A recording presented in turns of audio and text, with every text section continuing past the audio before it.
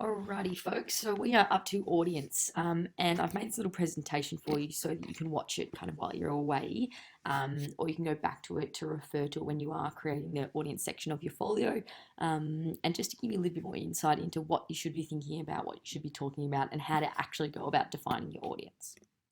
So our learning goal today is to understand how structural and aesthetic qualities of media products are read and engaged with by audience. So this is straight out of the study design, and this will be something that we look at again when we do talk about narrative texts, but we're going to talk about it today in context of your folio and your media product.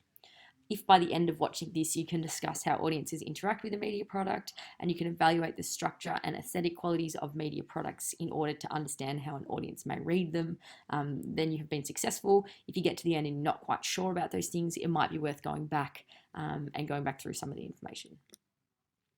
So, how are audience actually engaged by structural and aesthetic qualities of media products? Right, these are a lot of words at the moment, but the key things that you need to know are how does an audience experience a text, genre, conventions, opening sequence, and how important that is to the audience experience, and then finally, knowing your audience. So, what do we actually need to know to understand who will consume our product, and what kind of things do we need to think about when we're constructing our product in terms of audience so that they'll enjoy it?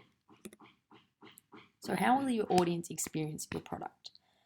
Now, what I want you to think about first is what the word experience actually means. So, experience refers to the mental, physical, emotional, and social process that an audience member goes through when consuming a product. So, think about in your own lives when you're consuming some form of a media product. Now, this can be something like going to a film with your mates, grabbing some popcorn, sitting down and preparing for something that you're super excited to see. It might be going to an art gallery where there's really bright lighting and you've bought a ticket to it, and you've been waiting for the event to come up, and then you take your time, you slowly walk around the gallery and take in all the different images that you can see around you. Or it might be something like you quickly pick up a magazine on public transport on your way to school, and you read through that really quickly. So all of these are different experiences as an audience member of how we actually go about engaging with a product. And you really need to start to think about how will your product itself be engaged with by audiences. Is it something that you want people to share with their friends? Is it something that you're expecting people will watch quickly on their phone on the way to school? Is it something that you want to kind of be released and everybody to sit down and watch? Or is it something that you want people to pick up as they're kind of roaming through the streets of Melbourne? So all these things are what you need to consider and think about when you talk about audience, because they will really affect what the end result of your product is. So genre, now I know we've been through this before, so this should be a little bit of a refresher, but we are going to talk about genre in terms of audience. So you got to think about it from your own perspective. I'm an audience member and I know that I'm going along to watch a documentary. What kind of stuff am I expecting to see within that documentary? For example, if I don't see kind of facts and figures, if I don't see interviews, that kind of stuff is probably going to throw me off as, oh, I don't know if this is actually a documentary movie, or I don't know if this is a very good documentary. So as an audience, we really expect to see certain things in certain genres, and this in itself really changes how we engage with it. So think about in your own lives, how might you engage with a sad film or a horror film? What kind of expectations do you have around those genre of films? And then think about for your product, what happens if your expectations aren't met? So some films are definitely going to challenge those genres, but we also need to consider what needs to be in there so that our audience walks away feeling like they have successfully, I guess, viewed the product and they're happy with their engagement experience. All right, now remember, to know a genre is to know its conventions. So we're going to talk about conventions now. Now, the one I know we always fall back on is our horror movie. But let's imagine if we're sitting in a cinemas, we've paid $20 or whatever, however much a movie cinema costs these days. We've paid that money, we're ready to go, we're prepared for the newest horror movie, and we walk out of it and we're like, okay, there was not really that many jump scares, there wasn't that much kind of eerie music, I wasn't really scared at all. Would you be disappointed with that product? Probably. So you need to think about the idea that conventions inform our expectations of texts. So similarly with genre, when you go in to see a certain type of movie or you pick up a fashion magazine, you expect to see pictures of models wearing fashion. If you don't meet these expectations within your product, the audience is probably going to be disappointed. Of course, there are exceptions. So there are horror movies that don't have jump scares, and there are fashion magazines that challenge regular conventions. But we do need to make them in some way so that they can help our audience understand the text that they're engaging with. So think about your own product now. Are you going to challenge regular conventions? Are you going to use regular conventions? And why are you going to do that? And that's the kind of stuff I would be talking about within my conventions section. But then again, considering it during my audience section. So thinking about who is my audience, what's my genre, what are the conventions within that, and am I going to challenge them? Is my audience ready for that, or am I going to meet them? All right, so now opening sequences, one of my favorite parts of the movie because they are so essential to the audience experience. Now we're going to watch a little clip together, and then I want to have a chat about what I think it means. Whether it's a single shot or a self-contained narrative, a great opening sequence is the most important part of a movie. The one that convinces your audience to stay glued to the screen until the end credits roll. And while the films on this list span different genres, time periods, and techniques, all of them go to show just how incredible a movie's first few minutes can be. The Godfather. Starting a movie with a monologue is a common filmmaking device, but The Godfather does it better than any other. I believe in America. America has made my fortune.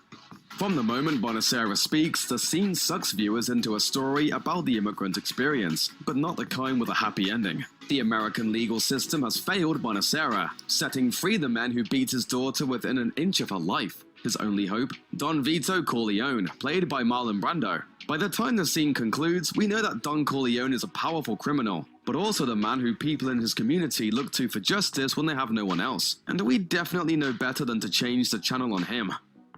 Trainspotting.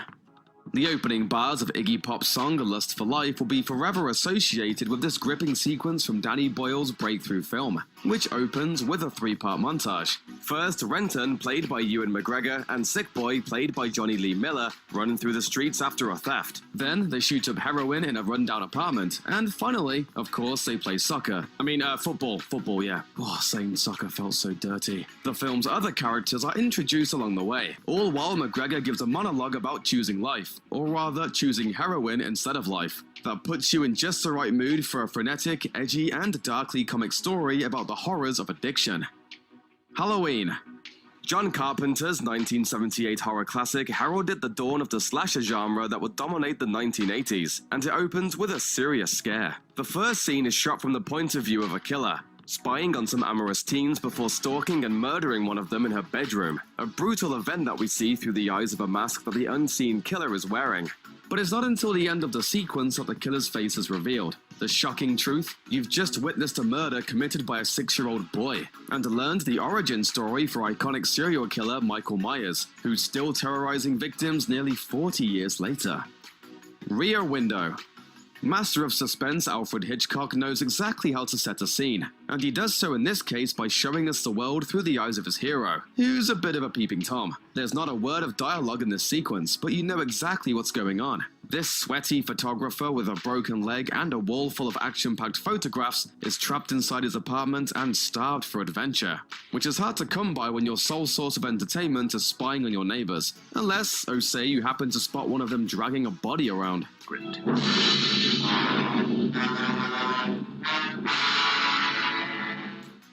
Dazed and Confused.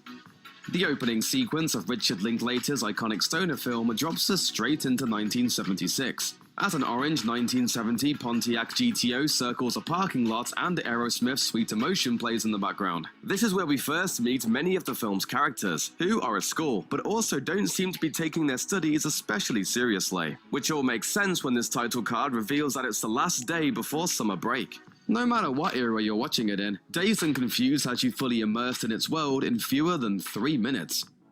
Star Wars: A New Hope. Yes, we all know how this movie begins, but try to imagine watching its opening sequence in 1977, when it was a mind-blowing sci-fi setup like nothing anyone had ever seen. That dramatic text crawl, the alien planet, a high-speed pursuit through outer space featuring 2 starships blasting each other with lasers. But this wasn't just a way of showing off Star Wars' groundbreaking special effects. The mismatch in size between these ships makes it obvious that the first one is the underdog, which cleverly sets you up to root for it even before you find out that the greatest droids in the universe and a very important princess are on board.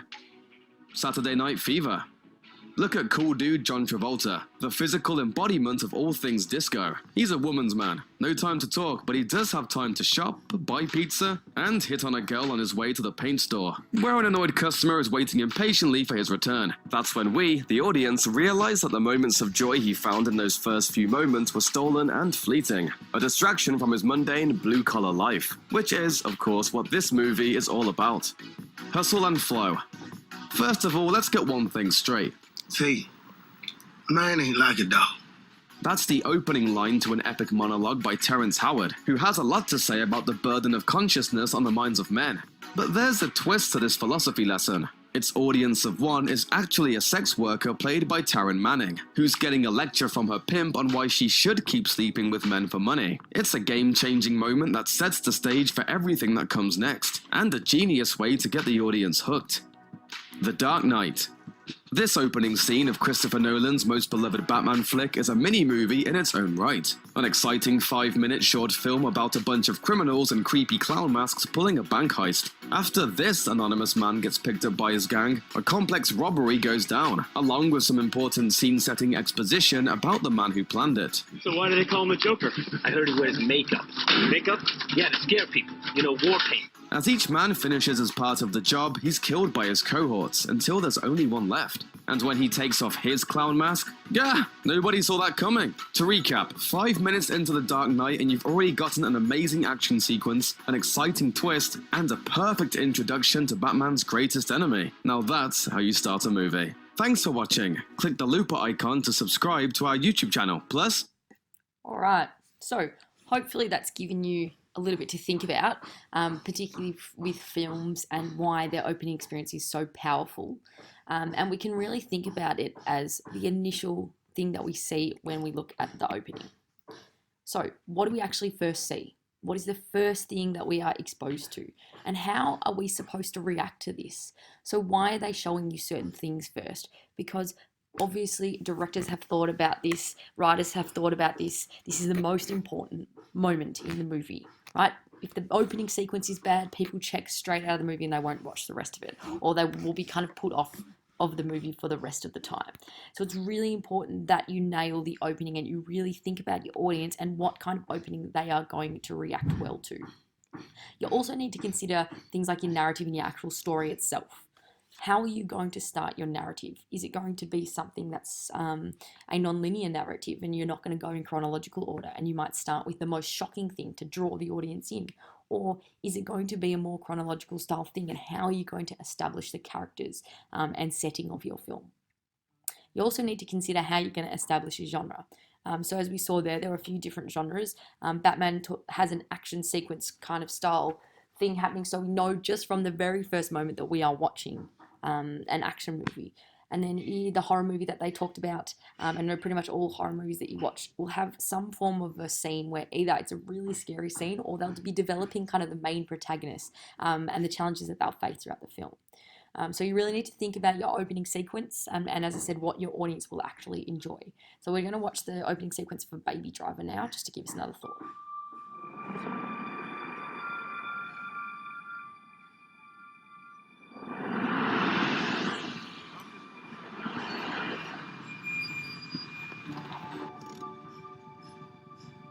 While you're watching this as well, think about the questions that you can see on the left.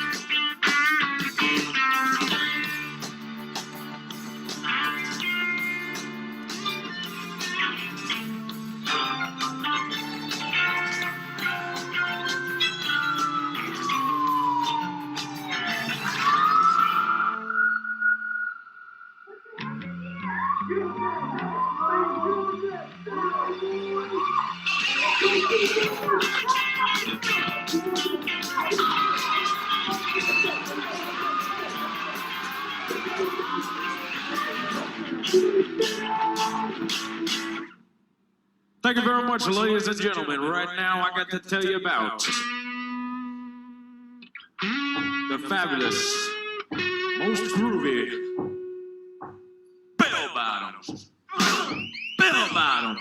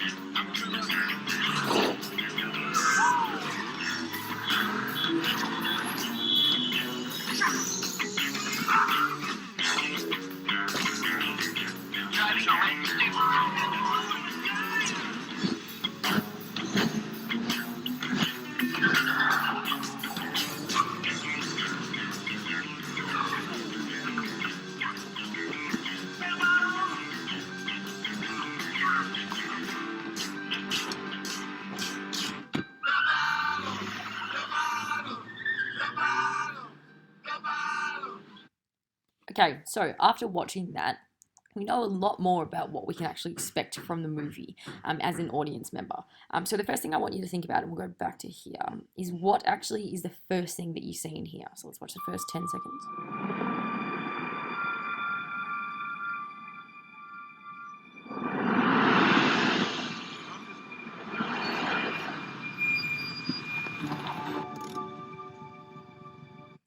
All right, so in that first tiny bit of the clip, we can see a bank, we see a bright red car come through, and then we see this iPod.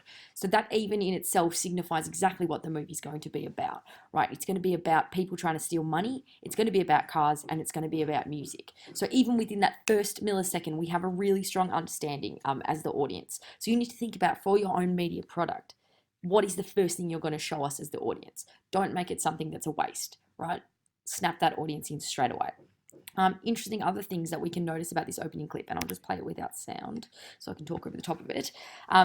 We notice really early on that this doesn't kind of meet the normal conventions of an action film or what we would think would happen. So we would think, okay, right, there's these people in the car, we're going to watch them get out, and as soon as we acknowledge, all right, they are probably up to something not quite right and they're walking together, we think that we're going to follow those characters. But actually, it's challenged because we start to follow the character in the car. So as we watch this clip progress, we start to look at him as the getaway driver. But normally this is not what's featured in a film. So here we go, they're walking away. We're like, yep, okay, this is a standard action movie. They're going into the bank. We're going to see it happen. But then our focus is actually drawn back to him. And this tells us a lot about what the movie is going to be about. So we know that it's going to be focused around him as the central character. And we also know just from listening to it that it's going to have something to do with music, because music is such a focus in these early clips. It has a really interesting, I guess, play that it does with non-diegetic and diegetic sound. So we can kind of hear the music that he is playing as non-diegetic sound, because we can hear it overall, even though it's in his earphones. But the movie kind of plays with that idea as well, and flicks in and out of non-diegetic and diegetic sound. And yeah, if you've seen the movie, you know music's a massive focus. So this opening sequence really sets us up to understand that. Right, so I really want you to think about that for your own films, and then consider how you can make that opening sequence something that's really important, and mainly how we can think about our audience specifically and what they'd want to see in the opening sequence. Awesome. So this is, I guess, the most important part when you are creating your production design or development folio, is knowing your audience, or I've written know thy audience. So in order to know your audience, you need to make sure that you understand their age, their gender, their interests, their education. What would motivate them in watching this media product? Why do they want to watch it? What do they like? What do they not like? What do they want from their experience? Do they want to be challenged in the conventions that they're seeing? Are they going to be more of a conventional viewer? Are they going to want to see exactly what they expect from the genre? What will their expectations actually be coming into consuming this text? Are you going to challenge their expectations? All of these questions you need to ask yourself to really get inside the head of who your audience is. You need to really consider what your audience's motivation is in choosing to engage with this media product. Are they engaging with it because they're really interested in this type of genre, and therefore are they going to be really unhappy if you change it? Or are they super into, say, fashion mags, and therefore they're looking for certain things when they go into them, and therefore will probably be a bit risky to challenge the conventions? So these are the type of questions you need to ask yourself, and you need to really go into the nitty-gritty of who your audience is in order to be successful. All right, well, that's the end of our slideshow. I'll just put this back up on the screen. So what I would expect you guys to go and do now is look at your audience statement. Does your audience statement give me enough information to know that you have considered all these things that we have been talking about, further than just kind of, my audience is a teenager who likes horror films? That's okay, but we want to take it to the next level and really consider all of those questions that I've asked you on the screen. Awesome, guys. Thanks so much for your time, and hope you enjoyed. See you later.